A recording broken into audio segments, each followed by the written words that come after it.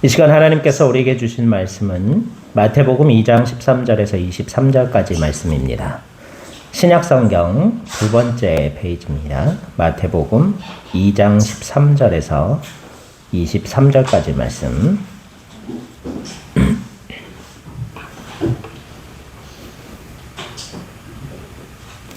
봉독해 드리겠습니다. 그들이 떠난 후에 주의 사자가 요셉에게 현몽하여 이르되 헤롯이 아기를 찾아 죽이려 하니 일어나 아기와 그의 어머니를 데리고 애굽으로 피하여 내가 내게 이르기까지 거기 있으라 하시니 요셉이 일어나서 밤에 아기와 그의 어머니를 데리고 애굽으로 내려가 헤롯이 죽기까지 거기 있었으니 이는 주께서 선지자를 통하여 말씀하신 바 애굽으로부터 내 아들을 불렀다 함을 이루려 하심이라. 이에 헤롯이 박사들에게 속은 줄 알고 심히 노하여 사람을 보내어 베들레헴과 그 모든 지경 안에 있는 산의 아이를 박사들에게 자세히 알아본 그 때를 기준하여 2살부터 그 아래로 다 죽이니 이에 선지자 예레미야를 통하여 말씀하신 바 라마에서 슬퍼하며 크게 통곡하는 소리가 들리니 라헬이 그 자식을 위하여 애곡하는 것이라. 그가 자식이 없으므로 위로받기를 거절하였도다 함이 이루어졌느니라. 헤롯이 죽은 후에 주의 사자가 애굽에서 요셉에게 현몽하여 이르되 일어나 아기와 그의 어머니를 데리고 이스라엘 땅으로 가라. 아기의 목숨을 찾던 자들이 죽었느니라 하시니 요셉이 일어나 아기와 그의 어머니를 데리고 이스라엘 땅으로 들어가니라. 그러나 아켈라오가 그의 아버지 헤롯을 이어 유대에 임금됨을 듣고 거기로 가기를 무서워하더니 꿈에 지시하심을 받아 갈릴리 지방으로 떠나가 나사렛이란 동네에 가서 사니 이는 선지자로 하신 말씀에 나사렛 사람이라 칭하리라 하심을 이루려 함이로라. 아멘. 할렐루야. 예수님의 성탄, 곧 이 땅에 오심은 구원 역사의 본격적인 시작이라고 말할 수 있습니다. 하지만 하나님의 구원의 역사가 시작되기는 했으나 여전히 세상은 어두운 현실 가운데 있었음을 오늘 말씀을 통해 우리는 알 수 있습니다. 헤롯의 정권 욕심, 그는 이스라엘의 이 로마로부터 왕권을 사기 위하여서 많은 돈을 들이기도 했었고 권력을 얻기 위해서 무엇이든지 하였던 그런 사람이었어요. 이런 헤롯의 권력을 향한 야욕 때문에 그의 기득권, 왕권을 지키고자 아주 큰 악을 더불어 계속해서 행하고 있는 모습을 보게 됩니다. 선지자의 예언을 믿지 않으면서도 편집증적인 불안을 가지고 이 선지자의 말대로 이스라엘의 왕이 태어날 것이다라는 이 예언 때문에 2살 이하의 모든 산의 아이들을 다 죽이는 만행을 저질렀습니다. 이게 얼마나 무서운 일인지 우리는 오늘 상상조차 할 수가 없는 일이죠. 축복받아야 할 예수님의 성스러운 탄생은 그로 말미암아서 통곡과 슬픔 속에 묻혀버리고 말았다고 오늘 본문은 기록하고 있습니다. 그러나 우리가 이러한 어두운 현실 가운데에서도 주목해 보아야 할 것은 하나님의 구원의 계획은 하나님의 뜻과 계획대로 차곡차곡 이루어져 가고 있었다는 사실입니다. 하나님의 사자가 이 예수님의 아버지였던 요셉에게 꿈에 나타나 헤롯이 이 아이들을 다 죽일 것, 그리고 예수님을 찾게 되면 박해할 것을 아셨기 때문에 미리 이 헤롯의 박해를 피하여 애굽으로 도피시키신 사실이 오늘 본문에 기록되어 있어요. 잘 읽어보면 마치 소설과 같은 급박한 탈출극이었다는 사실을 볼 수 있죠. 여러분, 왕권을 빼앗기 위해서 왕궁에 불을 지르고 왕족들을 다 잡아서 죽이는 그러한 영화나 드라마 같은 거 보신 적 있어요? 하인 하나가 공주나 왕자를 안고서 막 적들의 추격을 피해갖고 도망가는 그런 급박한 드라마 같은 것들을 본 적이 있는데, 그래서 왕자라는 걸 속이기 위해 가지고 이 하인이 그저 평범한 삶을 살면서 자기 자식처럼 길렀다. 그런데 무술을 가르쳐가지고 나중에 복수하고 왕권을 되찾게 되는 그러한 꿈 같은 이야기들이 많이 있죠. 그런데 예수님의 탈출 사건도 이처럼 영화나 소설처럼 아주 급박한 상황이었다라는 것을 오늘 본문을 통해서 우리가 볼 수 있어요. 하지만 하나님께서 그 뜻대로 구원 계획을 이루어 가시고 있다는 사실을 우리는 또한 급박한 탈출의 이야기를 통해서 알 수 있게 됩니다. 인간의 비극이 무엇으로부터 시작되었는지 우리는 한번 생각해 볼 필요가 있어요. 인간의 비극은요, 헤롯이 보여주는 것과 같이 지금 자기가 가지고 있는 헛된 것들을 지키려고 영원한 것들, 더 크고 소중한 것들, 비교할 수도 없이 값진 것들을 놓쳐버리는 것이 바로 인간의 비극의 시작이라는 거예요.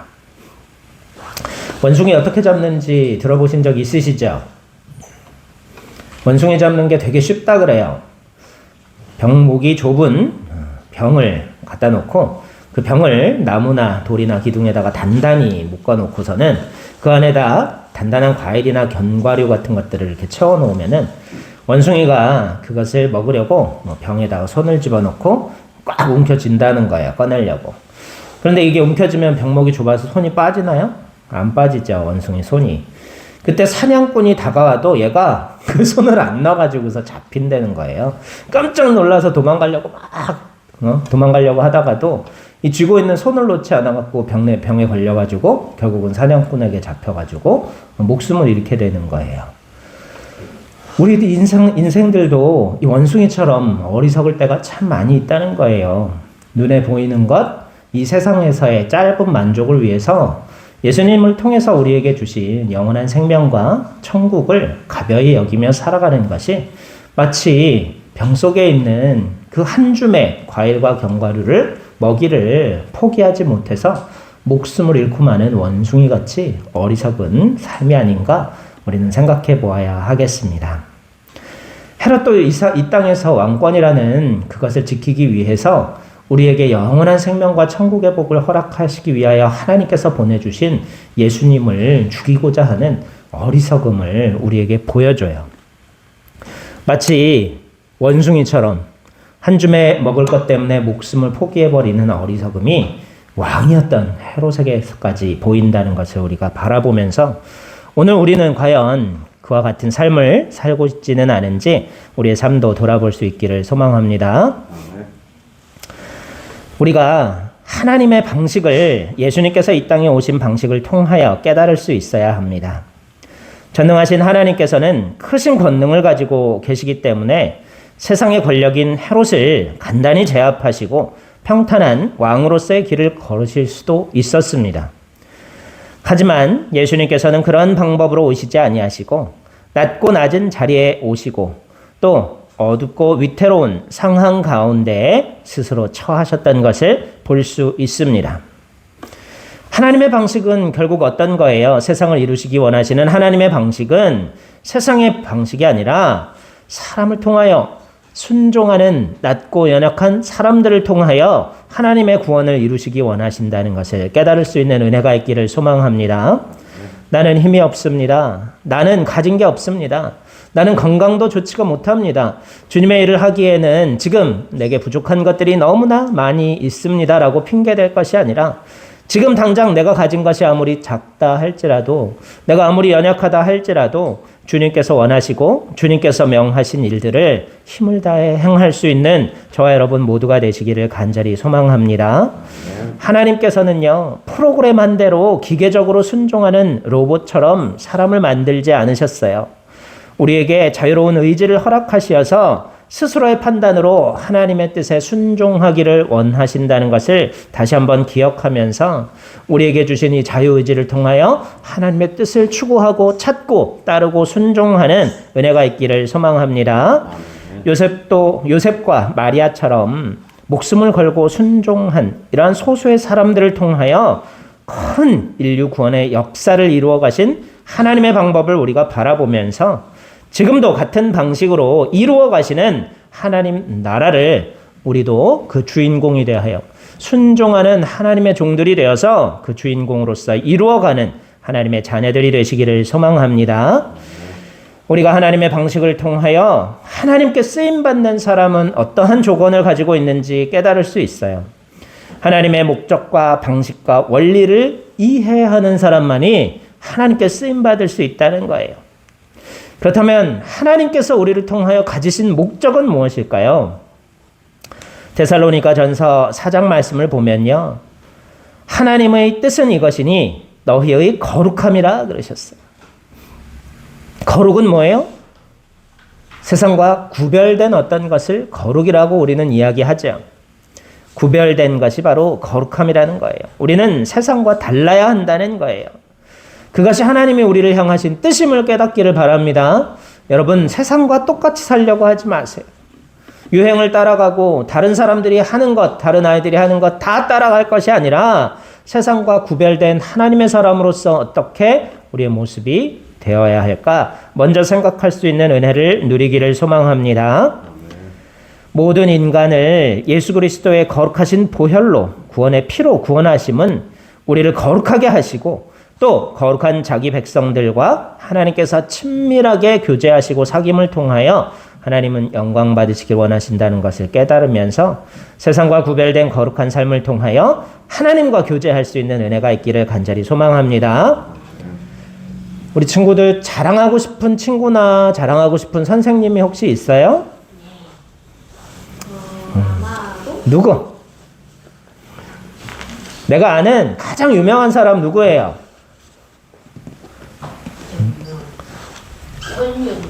우리 여기 제일 오랜 세월 사신 우리 형님 제일 유명한 사람 혹시 누구 아세요? 주상환 집사님 제일 유명한 분 혹시 누구? 아버지? 우리 배승호 집사님은요?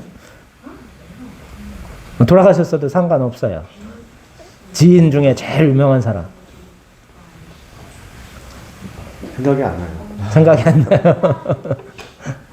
나요. 우리 집 아들들은 누구 생각나요? 그 큰할아버지요. 그렇죠. 따르릉 따르릉 작곡하신 큰할아버지요. 큰할아버지 지금도 살아계셔서 너희랑 같이 만날 수 있으면 참 좋겠죠? 예. 그래요. 무조건 그걸. 혹시 우리 외삼촌이 대통령이야? 뭐 요즘 대통령 이렇게 자랑할 만한 적은 아니지만요.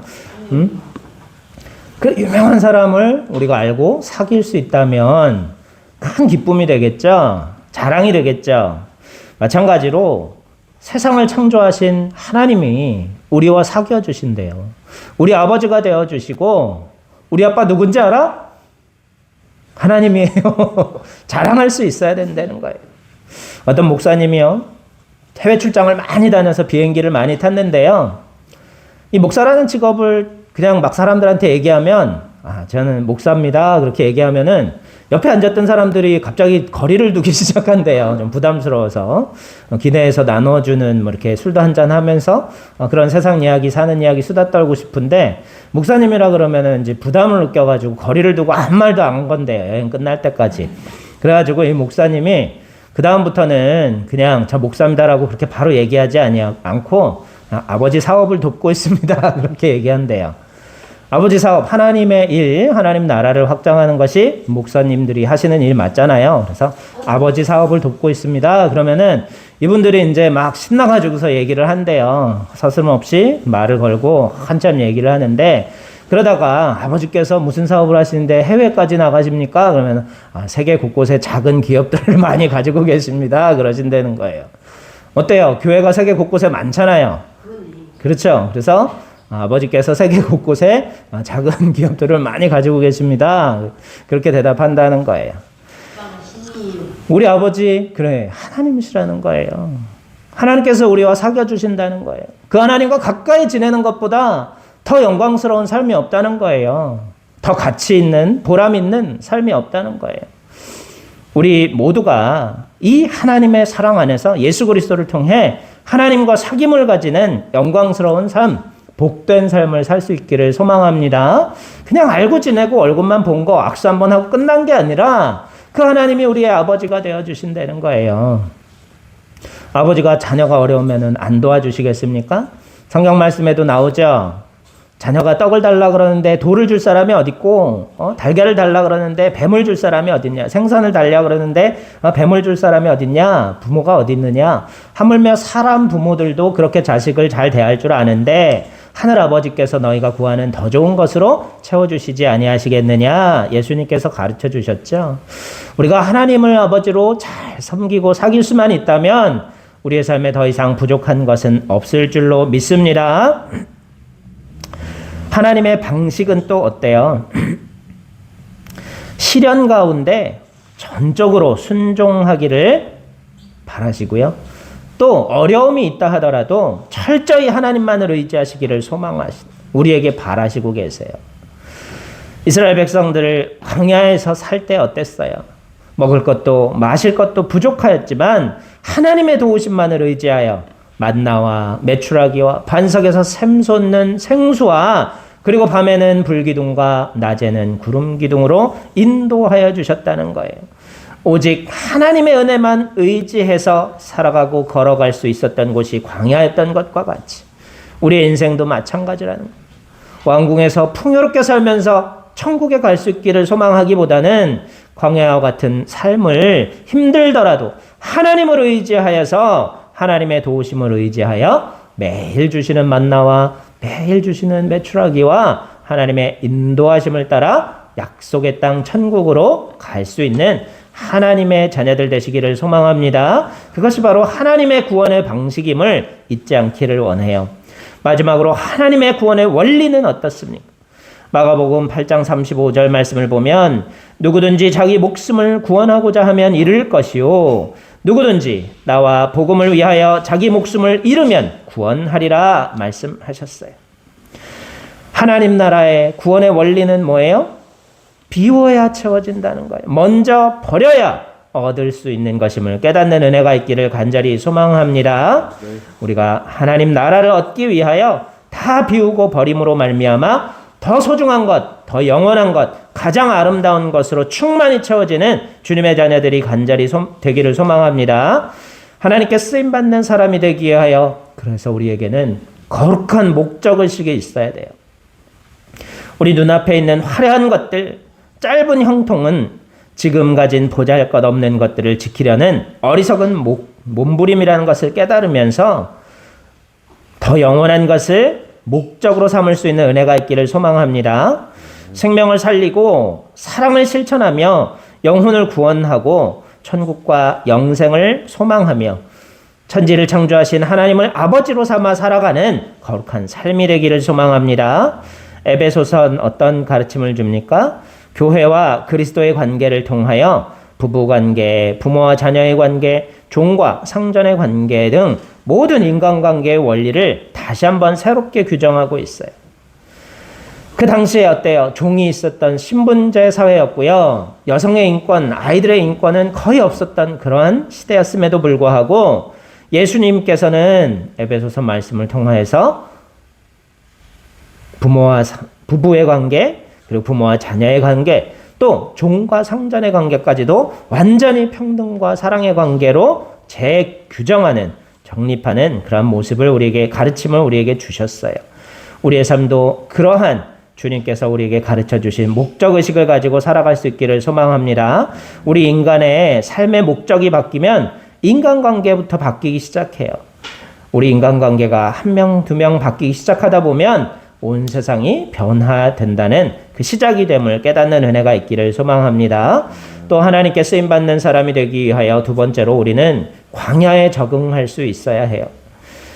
불신이 두려움이 불안으로, 불평으로 터져나와 결국은 이스라엘 백성들이 광야에서 다 죽음을 맞이했던 것처럼 하나님을 신뢰하지 않으면 우리의 삶은 두려움 속에서 불평불만만 일삼다가 결국은 하나님 나라에 도달하지 못하게 된다는 사실을 깨달으면서 하나님을 철저히 의지하고 신뢰하며 그분의 인도하심을 따르는 삶, 곧 불만이 아니라 감사와 찬양의 열매가 우리 입술로 고백되어지는 삶을 살아가는 광야를 찬양하며 건널 수 있는 은혜가 있기를 소망합니다. 하지만 그 광야가 비록 어렵다 할지라도 하나님의 은혜를 의지하여 우리가 걷고 있는 그 목적지는 어디예요? 젖과 꿀이 흐르는 땅, 약속의 땅 가나안이었음을 우리가 기억하며 우리가 비록 힘겨운 삶을 살아간다 할지라도 하나님의 은혜를 의지하여 도달할 곳은 영원한 천국의 소망이며 천국임을 다시 한번 깨닫기를 소망합니다. 그를 위하여 우리는 어떻게 해야 되겠어요? 비우고 버림을 실천할 수 있기를 소망합니다. 우리 교회 집사님들 몸에 해로운 것들 버리세요. 2024년에는 단호하게 버려보십시오.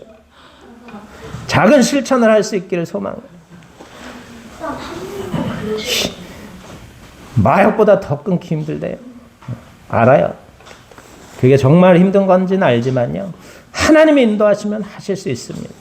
주님, 나는 할 능력이 없습니다. 하나님께서 하게 해주시옵소서. 새해에는 우리의 작은 악습들 다 버리고 비우고 떠날 수 있기를 간절히 소망합니다.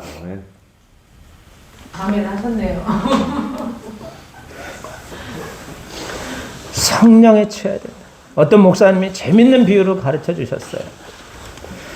당구를 배웠더니 이 칠판이 초록색이잖아요. 선생님 머리가 공으로 보인다는 거예요. 어떻게 튕겨갖고 맞추면은 3쿠션이 될까? 눕기만 하면 천장이 당구대로 보이고 공으로 보이고 동그란 등만 봐도 당구공으로 보이고 그러다가 이분이 어쩌다가 동료 목사님의 권유로 골프를 한번 치러 가봤대. 또 골프를 치기 시작하니까 당구는 하나도 기억나지 않고 골프 생각만 나더라는 거예요. 어떻게 치면 더 가까이 갈까? 어떻게 치면은 저기에 늘까? 그 생각만 나더라는 거예요. 성령에 취한 성도들한테 그 주변에 보던 오순절 성령 강림 사건을 본 사람들이 성도들한테 뭐라 그랬어요? 세술에 취했다 그랬어요. 마찬가지로 우리의 삶에 이전에 즐기고 이전에 좋아하던 모든 것들이요. 더 좋은 것, 완전한 것으로 채워지면 그것을 맛보기 시작하면 천국의 은혜와 성령의 역사하심을 우리가 맛보기 시작하면 이전에 즐기던 모든 것들이 다 헛된 것이다. 사도 바울이 뭐래요? 이전에 자기가 소중히 여기고 즐기던 모든 것들을 다 배설물같이 여김은 왜요? 하나님 나라의 복음을 알았기 때문이라고 고백하는 것과 같이 우리가 버릴 수 있는 전제 조건은 뭐예요? 더 귀한 것으로 채워지기 때문이라는 것을 깨달으면서 성령 충만한 삶 살기를 간절히 소망합니다. 네. 더 재밌는 게임을 찾으셨습니까? 준엽이? 더 재밌는 게임을 찾으셨습니까? 아까 기도할 때부터 저러던데. 하나님 만나시는 은혜가 있기를 소망합니다. 성령 충만하여서 다른 어떤 것보다 성령님과의 교제를 누리는 은혜가 있기를 간절히 소망합니다. 이 레디컬이라는 기독교 어떤 브루킬즈 교회라는 이 미국 교회에서 목사님이 쓴 책이 있는데요. 그 책이 이 데이비드 목사님에게 그 성도가 보낸 편지를 하나 읽어드리려고 그래요. 저도 아주 감동적으로 읽었던 책인데요. 그 가운데 성도의 간증, 목사님에게 보낸 성도의 브루킬즈 교회의 성도가 목사님에게 보낸 편지예요. 사랑하는 데이비드 목사님, 그리고 브루킬즈 성도들에게 모두들 목사님과 브루킬즈 교회 성도들에 대한 찬사를 아끼지 않더군요. 그래서 당연히 칭찬하고 격려하는 편지에 익숙하시리라 믿습니다. 하지만 이 편지는 항의나 경고에 더 가깝습니다. 설령 관점이 다르다 하더라도 너그럽게 이해하시고 끝까지 읽어주시기 바랍니다. 실은 목사님의 급진적인 가르침과 행동이 저희 삶, 다른 이들의 인생도 마찬가지리라 믿습니다만 완전히 붕괴시켰다는 사실을 알려드리려고 이 글을 씁니다. 저로 설명드리자면 저는 충분히 만족스러운 삶을 사셨던 부모님 밑에서 사랑을 받으며 자랐습니다. 교회에는 다니지 않았습니다. 제가 속했던 세상의 관점으로 보기에 그리스도인들의 행동은 너무나 위선적으로 보였기 때문입니다. 성인이 된 뒤에는 야망을 품고 세상적인 성공을 추구하며 살았습니다. 그 길을 걸으면서 교회는커녕 그 근처에는 발길도 돌리지 않았습니다. 대학을 거쳐 대학원을 졸업한 후에는 마음씨 따뜻하고 아름다운 여성과 결혼을 했습니다. 괜찮은 직장에 들어간 덕에 남보다 빨리 집도 마련하고 대출금도 꼬박꼬박 갚을 수 있었습니다. 은퇴 후 제법 큰 돈을 받을 수 있는 주식형 퇴직연금에도 가입했습니다. 곧이어 귀여운 두 딸이 태어났고 강아지도 두 마리 키우며 단란한 가정을 가꿨습니다. 중산층에 어울리는 성공 신화를 써가고 있었던 셈입니다. 주위 사람들로부터도 현실적인 세계관을 토대로 둔 친절하고 품위 있는 남자라는 평가를 받으며 살았습니다. 저는 열심히 일해서 생활하고 저금하는 저희 생활에 100% 만족했습니다. 퇴직연금과 교육보험을 붓고 적금을 들고 휴가를 대비해서 따로 돈도 모았습니다. 평면 텔레비전처럼 값나가는 전자제품들을 장만하기 위하여 착실하게 저금도 했습니다. 기부금은 간신히 체면을 지킬 정도만 냈습니다. 저는 가족을 사랑했고 그들과 함께 시간을 보내는 것이 무엇보다 좋았습니다. 하지만 늘 돈이 부족해서 쩔쩔맸고 살림살이에 필요한 비용은 늘어만 갔습니다. 그때마다 가지고 있던 통장들을 훑어보면서 거기서 위안과 안정을 찾았습니다. 승진과 출세에 목매는 평범한 남성들이 다 그렇겠지만 주식형 퇴직연금에서 분기마다 배당금이 나올 때면 잠시나마 기분이 좋았습니다. 그러나 주가가 폭락하여 배당금이 나오지 않거나 생돈을 끌어다 메워야 할 때면 스트레스를 받고 좌절했습니다. 때로는 화가 나기도 했습니다. 그래도 사노라면 어쩔 수 없이 겪어야 할 오르내림으로 받아들이고 그냥 넘어갔습니다. 그러던 어느 날 아내가 아이들을 교회에 보내고 싶다면서 함께 가까운 예배당에 다니자고 했습니다. 이 시점까지는 교회나 거기에 다니는 위선적인 그리스도인들과 마주치는 일을 용케도 잘 피해왔습니다. 믿음이 좋다는 교인들을 만나면 늘 마음이 불편했기 때문입니다. 어쩐지 성경을 잘 모른다고 깔보는 것 같았습니다. 하지만 이번에는 아내를 기쁘게 해주기 위해서 꼭 참고 예배에 참석했고 교인들과도 어울렸습니다. 주말에 해야 할 일의 목록에 예배라는 항목을 마지못해 끼워 넣은 것입니다. 처음에는 그래도 나은 편이었습니다. 그런데 시간이 갈수록 괴로움이 더해졌습니다. 사람들은 괜찮아 보였지만 물에 물 탄 듯 미적지근한 설교를 듣고 있으면 감동은커녕 얼른 집에 가고 싶은 마음만 들었습니다. 나만큼이나 흥미를 잃었던 아내는 브룩힐즈 교회에 한번 가보자고 했습니다.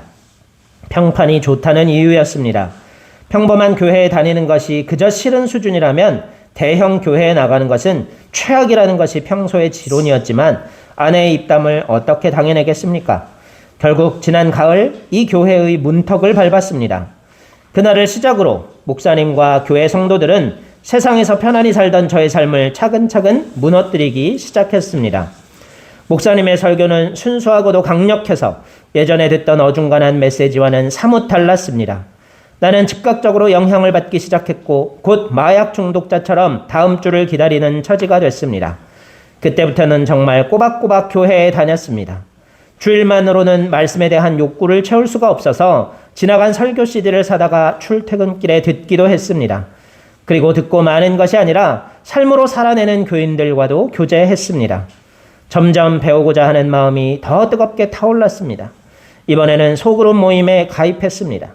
수요일 저녁 성경 공부 모임에도 나아갔습니다.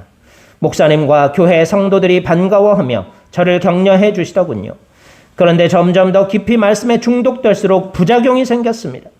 내면에서 믿음이 싹을 틔우고 자라나기 시작한 것입니다. 이번에는 같은 믿음을 가지고 씨름하는 다른 그리스도인들을 만나보고 싶은 마음이 굴뚝 같아졌습니다. 세상의 소중한 것들을 삶을 지탱하는 기둥으로 여기고 단단히 쥐었던 저의 소나기에서도 차츰 힘이 빠졌습니다. 그렇게 해서 저는 그리스도인이 되었습니다. 말씀을 듣고 신앙이 성장하면서 지난 한 해 동안 내 삶이 얼마나 달라졌는지 생각하면 스스로 믿기지 않을 정도입니다. 예전에는 교회라면 딱 질색이었는데 이제는 주일 예배에 빠지는 법이 없습니다. 일주일에 한 번씩 멤버들의 집에 모여서 서너 시간씩 성경을 공부하는 소그룹 모임에도 열심입니다. 성경을 가르치기 위한 교사 세미나에도 참석했습니다. 그리스도인이라면 무조건 피하던 내가 그리스도의 제자가 된 것입니다. 이제는 예전에 다른 그리스도인들이 내게 그랬듯이 누군가를 붙잡고 말씀을 나누고 싶었습니다. 평면 텔레비전을 사려고 돈을 모으던 일은 그만둔 지 오래입니다. 텔레비전 앞에 오래 앉아있는 버릇도 없어졌습니다. 퇴직연금 불입액도 줄었습니다. 통장을 보면 위안을 찾는 짓도 이제 그만뒀습니다. 그렇게 해서 남는 돈은 교회 또는 자선단체에 보내거나 다른 사역을 위해 헌금을 합니다. 희한하게도 배당금이 나왔을 때보다 훨씬 더 기분이 좋습니다. 제가 어디가 아픈 것일까요? 생각할수록 미친 짓입니다. 저한테 무슨 약을 먹이신 것이지요? 세상에 푹 빠져 살던 1년 전에는 제 자신이 이렇게 변할 줄은 꿈에도 몰랐습니다. 세상이 전부인 줄 알았고 성공을 쫓아 뛰었으며 안락한 미래를 위해 저축을 했고 튼튼한 기반 위에 안정된 삶을 구축하려고 노력했습니다. 하지만 이제는 보이지 않는 하나님을 믿게 되었고 그분께 기도하며 풍성하고 깊은 교제를 추구합니다. 그리고 눈에는 보이지 않는 영원한 나라를 갈망하며 믿음 가운데서 안정을 얻습니다. 옛날 같았으면 멍청한 짓이라고 비웃었을 것입니다. 그러나 한 해 전까지 꾸려왔던 세속적인 삶은 완전히 무너지고 말았습니다. 저뿐만 아니라 가족들 역시 크게 달라졌습니다. 옛 생활이 붕괴되는데 목사님과 신앙의 식구들이 얼마나 큰 역할을 했는지 알려드리고 싶었습니다. 아울러 말씀을 가르치고 삶으로 구현해내는 일을 앞으로도 계속한다면 예전의 나처럼 세상에 빠져 사는 이들의 삶에 강력한 충격을 주게 되리라는 점을 경고하고 싶습니다. 부디 여러분들의 행동과 그 파장이 이웃들의 인생에 영구적인 영향을 미친다는 사실을 알아주시기를 부탁드립니다. 여러분이 저지른 행동의 결과를 단적으로 보여주는 산 증거가 바로 저입니다. 그리고 맨 마지막에 그리스도 안에서 형제된 자로부터라고 쓰고 있어요. 반어법이죠. 경고한다 그러고 당신들이 내 삶을 이렇게 붕괴시켰습니다 하지만 이전보다 더 행복하고 이전보다 더 풍요로워진 삶이 되었다라고 고백하고 있는 그러한 반어법적인 편지인 거죠. 그냥 감사의 편지만 받는데 익숙했던 이 목사님과 성도들이 이 편지를 읽고서는 어땠어요? 아주 더 큰 감동을 누렸을 것 같아요. 우리의 삶도 이런 버림을 통하여 새로워짐을 통하여서 큰 변화를 맞이하는 새로운 한 해가 될 수 있기를 소망합니다. 하나님 나라가 저와 여러분의 삶에 새해 열매 맺기를 간절히 소망합니다. 기도드리겠습니다. 은혜와 사랑이 충만하신 생명의 하나님, 우리의 삶이 말씀으로 복음으로 얼마나 새로워질 수 있는지 다시 한번 주님의 말씀 가운데 묵상하였습니다. 세상과 현실은 예수님이 이 땅에 오셨음에도 불구하고 전혀 변하지 아니하였고, 아니 더 암울하고 어두워지고 고통 가운데 빠져든 것 같지만 하나님의 구원 계획은 지금도 순종하는 하나님의 백성들을 통하여서 하나님의 방법대로 아름답게 열매 맺어가고 있음을 기억하며 하나님 나라의 일원이 되기 위하여 천국과 영생에 더 소중한 것을 얻기 위하여 이 땅의 어리석은 것들을 과감히 버리고 포기함으로 말미암아 하나님의 은혜로 충만하여지는 거룩하고 복된 새로운 한 해 살아갈 수 있도록 우리 모두와 함께하여 주시기를 간절히 소망하오며 우리 구주 예수 그리스도 이름으로 감사하며 기도드리옵나이다. 아멘.